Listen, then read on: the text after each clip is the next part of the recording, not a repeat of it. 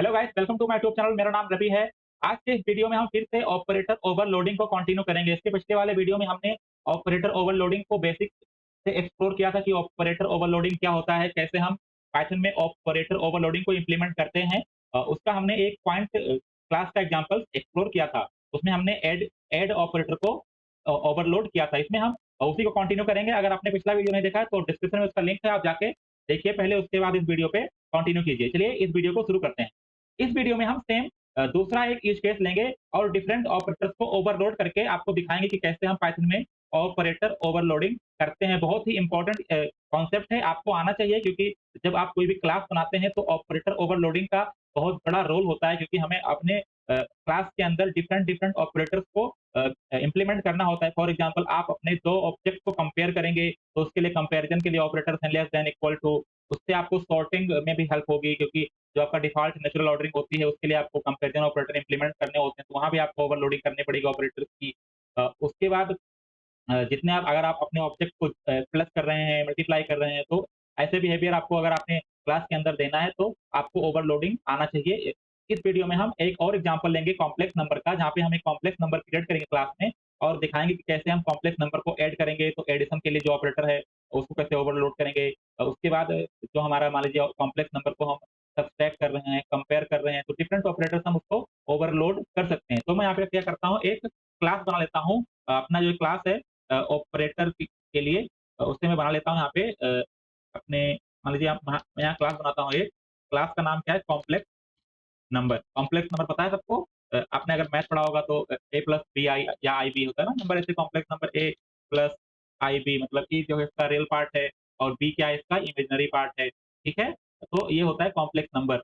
अ, इसी का हम एक क्लास बनाएँगे अपने कॉम्प्लेक्स नंबर को रिप्रेजेंट करने के लिए, कि हम अपने कॉम्प्लेक्स नंबर को कैसे एक क्लास के फॉर्म में इम्प्लीमेंट कर सकते हैं, ठीक है? तो इसमें 2 एट्रिब्यूट्स होंगे, एक उसका रियल पार्ट होगा, एक उसका इमेजिनरी पार्ट होगा, ठीक है? तो मैं यहाँ पे एक इनिट बना लेता हूँ, डेफ डेफ इनिट, ठीक है? अब ये क्या लेगा, एक रियल पार्ट लेगा और एक इमेजिनरी, ठीक है? ये एक इमेजिनरी पार्ट लेगा, ठीक है?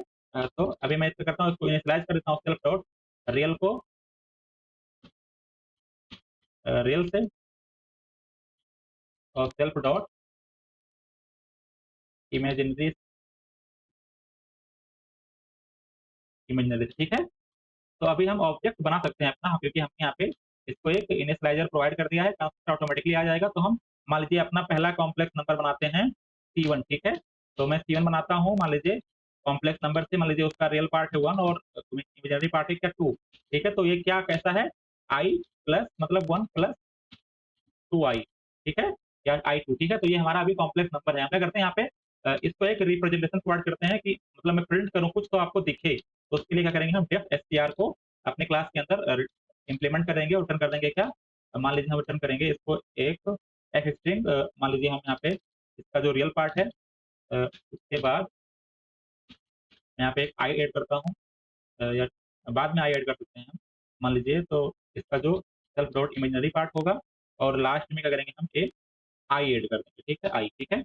अभी मैं इसे प्रिंट करूँगा अगर C1 को, तो देखना इसको एक अच्छा फॉर्म में दिखेगा आपको, ठीक है? ये देखो, i plus A plus 2i, ठीक है? अब ये हमारा कॉम्प्लेक्स नंबर को हम प्रिंट भी कर सकते हैं। बट अगर हम चाहें यहाँ पे, अगर एक कॉम्प्लेक्स नंबर मैं और क्रिएट करूँ, ठीक है? मान लीजिए C1 के बाद मैंने यहाँ पे C2 क्रिएट किया, ठीक है? और मान लीजिए ये क्या है हमारा कॉम्प्लेक्स नंबर, मान लीजिए 3 कामा या 5, ठीक है? ये 3 कामा 5, मान लीजिए 6 है, ठीक है? ये 2 कॉम्प्लेक्स नंबर मैंने क्रिएट किया। अगर मैं चाहूँ तो ये क्या है, एक कॉम्प्लेक्स नंबर है 3 प्लस 6 का, यही है ना? ये है। हम क्या चाहते हैं कि दोनों को ऐड करें। तो नॉर्मली क्या होता है, जो हमारा रियल पार्ट होता है रियल के साथ जुड़ जाता है, और जो हमारा इमेजिनरी पार्ट होता है वो इमेजिनरी के साथ जुड़ जाता है। बट अभी अगर मैं यहाँ पे C1 प्लस C2 करता हूँ, देखना अभी कोई हमें एरर मिलेगा यहाँ पे, देखना, क्योंकि हमने, देखो लिख के आ रहा है कि type error unsupported operand, type plus जो है अभी अनसपोर्टेड है कॉम्प्लेक्स नंबर क्लास के लिए, क्योंकि हमने प्लस के लिए कोई ऑपरेटर इम्प्लीमेंट नहीं किया है। तो उसके लिए क्या करेंगे, हम यहाँ पे एडिशन ऑपरेटर क्या करेंगे, ऐड करेंगे। एडिशन के लिए क्या करेंगे, हम जो हमारा मैजिक मेथड है, ऐड ऐड क्या करेंगे, उसको इम्प्लीमेंट करेंगे अपने क्लास के अंदर, ठीक है? मतलब इसे ओवरलोडिंग कर सकते हो आप। तो ये 2 कॉम्प्लेक्स नंबर लेगा, एक जो हमारा सेल्फ है, करंट वाला, और दूसरा जो हमारा नया वाला होगा, जो हम जिसे हम ऐड करेंगे। तो क्या करेंगे, अभी जो न्यू रियल पार्ट होगा मतलब जोड़ने के बाद, वो क्या हो जाएगा, जो हमारा सेल्फ डॉट रियल है और उसके बाद जो अदर डॉट रियल है, ठीक है। इसी के साथ हमें इसे जोड़ना पड़ेगा, ठीक है। ऐसे हम जो हमारा इमेजिनरी को भी हमें ऐसे जोड़ना पड़ेगा। तो न्यू जो इमेजिनरी होगा वो क्या होगा, सेल्फ डॉट इमेजिनरी, ठीक है। और उसके बाद अदर डॉट इमेजिनरी, ठीक है। और उसके बाद क्या कर देंगे, हम एक नया ऑब्जेक्ट क्रिएट कर देंगे, रिटर्न कर देंगे, नया कॉम्प्लेक्स नंबर क्रिएट कर देंगे, जो हमारा न्यू होगा रियल और न्यू इमेजनरी के साथ हमें अपना नया क्रिएट कर देंगे। अभी मैं अगर प्रिंट करूंगा, देखना C1 प्लस C2, तो आपको मिलेगा क्या मिल रहा है, 4 प्लस 8, क्योंकि दोनों को क्या हो गया, जोड़ दिया। तो ये क्या कर रहे हैं हम यहाँ पे, ऑपरेटर ओवरलोडिंग। ये क्या है, ऑपरेटर ओवरलोडिंग, क्योंकि हमने ऐड को जो हमारा ऑपरेटर था उसको यहाँ पे डिफरेंट बिहेवियर प्रोवाइड कर दिया है, ठीक है, अपनी क्लास के अंदर, ठीक है। इसी तरह आप चाहें तो आप सब्सट्रैक्शन को भी इम्प्लीमेंट कर सकते हैं। सब्सट्रैक्शन को भी मैं यहाँ पे इम्प्लीमेंट करके दे देता हूँ आपको। पेस्ट किया मैंने यहाँ पे, इसे सब कर देंगे, ठीक है, और यहाँ पे माइनस कर देंगे, इतना अंतर होता है दोनों में, ठीक है। और अभी हम अगर यहाँ पे माइनस करें, माइनस यहाँ पे हम अभी इम्प्लीमेंट कर सकते हैं, ठीक है। अभी मैं रन करूंगा, देखना, ये देखो माइनस वाला भी यहाँ पे हो गया, ठीक है। ये क्या है, C1 प्लस C2 है, ये क्या है, C1 प्लस C2 है, ठीक है। और बाकी ये क्या है, दूसरा वाला C1 माइनस C2 है, ठीक है। ये तो अभी हमने अपने क्लास को एक ऑपरेटर के लिए सपोर्टिव बना दिया, ठीक है। तो इस तरह से हम इसको कर सकते हैं, ठीक है। अब अगर आप चाहें तो यहाँ पे कंपेरेटर ऑपरेटर भी डाल सकते हैं। तो मान लीजिए हम यहाँ पे पहला जो कंपेरेटर ऑपरेटर है, अभी मैं करूँ यहाँ पे, अगर print C1 equal to C2, ठीक है, या C1 is less than C2, ऐसे कुछ करता हूँ मान लीजिए मैं, कि दोनों को अगर हम कंपेयर करें, ठीक है, तो आपको एरर मिलेगा। देखो यहाँ पे, क्योंकि अभी हमने लेस देन नॉट सपोर्टेड लिख के आ रहा है ना, लेस देन नॉट सपोर्टेड, क्योंकि हमने लेस देन के लिए जो एलई होता है मैजिक मेथड, उसको इम्प्लीमेंट नहीं किया है, लेस देन के लिए एलसी, ठीक है। तो अब यहाँ क्या करेंगे, उसको भी इम्प्लीमेंट करेंगे। तो उसको इम्प्लीमेंट करने के लिए क्या करते हैं हम, डेफ और मान लीजिए हम इक्वल टू पहले करते हैं, कि हमारा जो इक्वल टू कब रन होगा। तो इक्वल, तो कॉम्प्लेक्स नंबर इक्वल कब होंगे, जब उनका इमेजनरी पार्ट के साथ और रियल पार्ट के साथ इक्वल हो। मतलब जब इफ जो सेल्फ डॉट रियल होगा इक्वल टू होगा self dot, sorry, other dot real के साथ, एंड जो सेल्फ डॉट इमेजनरी होगा इक्वल टू होगा किसके, अदर डॉट इमेजनरी, ठीक है। ये जब दोनों मतलब रियल पार्ट रियल के साथ और जो इमेजनरी पार्ट है इमेजनरी पार्ट दोनों के बराबर होंगे, तभी क्या होगा, वो इक्वल टू होगा, मतलब return true, else return false, ठीक है, ठीक है। अभी हम अगर कंपेयर करें, मान लीजिए दो ऑपरेटर यहाँ पे हैं, मैं अगर कंपेयर करूँ, प्रिंट C1 बराबर C2, ठीक है।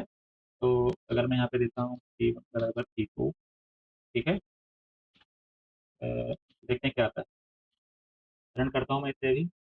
देखो ये क्या आ रहा है, फॉल्स आ रहा है ना, क्योंकि अभी क्या है, दोनों का रियल पार्ट रियल के साथ बराबर नहीं है, इसका इमेजनरी पार्ट के बराबर नहीं है। अगर मैं इसको भी 1 1 कर दूं और इसको भी 2 2 कर दूं, ठीक है ना, देखना अभी ट्रू आएगा। देखो ये तो 0 0 आ गया, अब ये देखो ट्रू आ रहा है, क्योंकि दोनों बराबर हो गए, ठीक है। तो इस तरह से हम इम्प्लीमेंट कर सकते हैं इसको भी, ठीक है। ऐसे अगर आप चाहें तो लेस देन को भी इम्प्लीमेंट कर सकते हैं अपने क्लास के अंदर। कैसे करेंगे, मैं आपको उसको भी करके दिखाता हूँ, ठीक है, कि हम लेस देन को भी इम्प्लीमेंट अपने क्लास के अंदर कर सकते हैं, ठीक है। तो लेस देन के लिए जो हमारा मेथड होता है, डेफ एल ई, ठीक है, L T, less than equal to के लिए लेस देन एल ई होता है, देखो ऑटोमेटिकली आ गया, ठीक है। अभी हमारा जो ये होगा, अभी हमें लेस देन के लिए तो मतलब पहले चेक करेंगे, जो हमारा ये जो पहला वाला रियल पार्ट है, अगर रियल पार्ट लेस देन है तो क्या करेंगे हम, रिटर्न कर देंगे, हाँ, कि पहले वाले को पहले कंपेयर करेंगे, मतलब पहले रियल को कंपेयर करेंगे।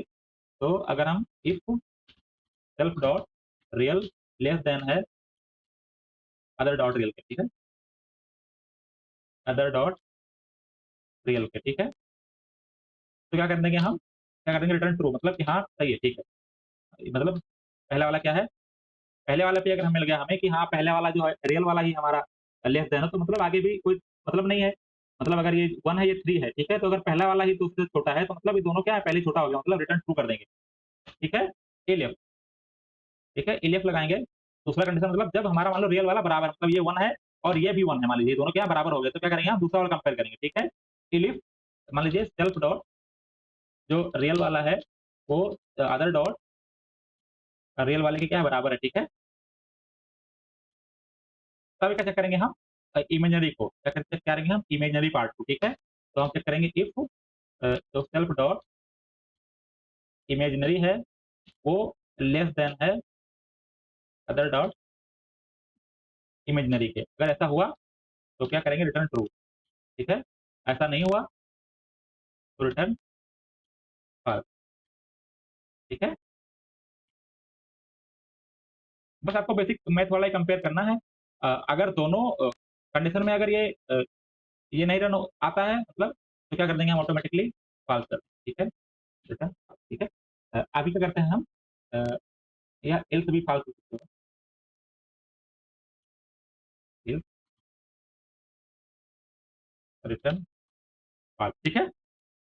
अब हम दोनों को कंपेयर कर सकते हैं, ठीक है? आप अगर आप चाहें तो यहाँ पे ग्रेटर देन को भी इम्प्लीमेंट कर सकते हैं। अगर मैं यहाँ पे आप इम्प्लीमेंट करूँ, मान लीजिए less than, control B, less than को भी इम्प्लीमेंट कर सकते हैं। तो कॉम्प्लेक्स नंबर को हम कंपेयर कर सकते हैं, ठीक है? लेस देन को, तो मान लीजिए हम इसको लेस बनाते हैं पहले, इसको मान लीजिए हम इसको 1 1 किया, 1 1 किया, इसको 5 कर दिया, ठीक है? तो देखें क्या आता है इससे। देखो ट्रू आ रहा है ना, लेस देन क्या आ रहा है, ट्रू आ रहा है, क्योंकि पहला जो रियल है वो तो बराबर है, बट जो ये इसका इमेजिनरी है, इसके इमेजिनरी से छोटा है, तो मतलब दूसरा वाला कंडीशन, ये वाला कंडीशन में जा रहा है और यहाँ पे क्या हो रहा है, ट्रू रिटर्न कर रहा है, मतलब ये छोटा है, ठीक है? अगर आप इसे 7 कर 9 कर दो, ठीक है?